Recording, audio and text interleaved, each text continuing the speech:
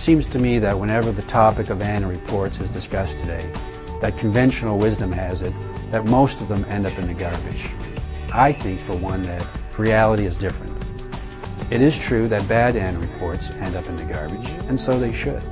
But it's equally true that good annual reports are read, valued, and even remembered. And don't take my word for it. So why the bad reputation? Well, frankly, there are a lot of bad annual reports. And I think this is the case for a number of reasons. One, a lot of people see this as an administrative or disclosure document and not a strategic document.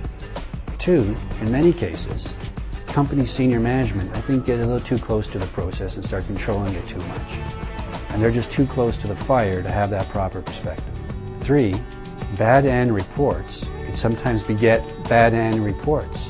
There is often in our society a celebration of sameness, and then oftentimes the lowest common denominator can come to define a certain field.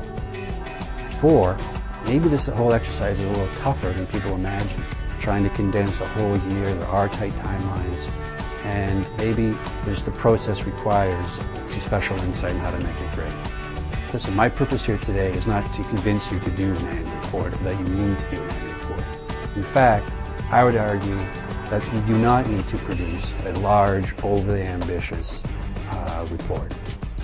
My point is simply this.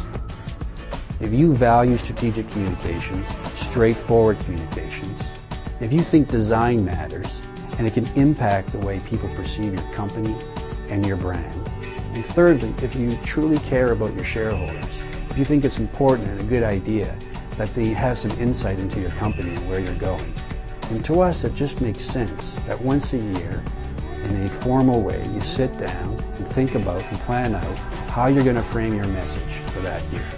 So how do you avoid the garbage can? Well, we have three overarching objectives of the design process that if you implement, we think you will produce an annual report that's better than 99% of what others produce. Those three principles are simple. One, you need the right information. Two, you want to transfer it rapidly. This is important because research tells us that people only spend about 8 to 10 minutes in total reading a report. And three, high recall. There's no sense in investing all the effort and time to make a great report and not making sure that people remember it. To learn more about how you can achieve these three objectives and tangible, concrete ideas, we invite you back to our website to learn more. Thanks for watching.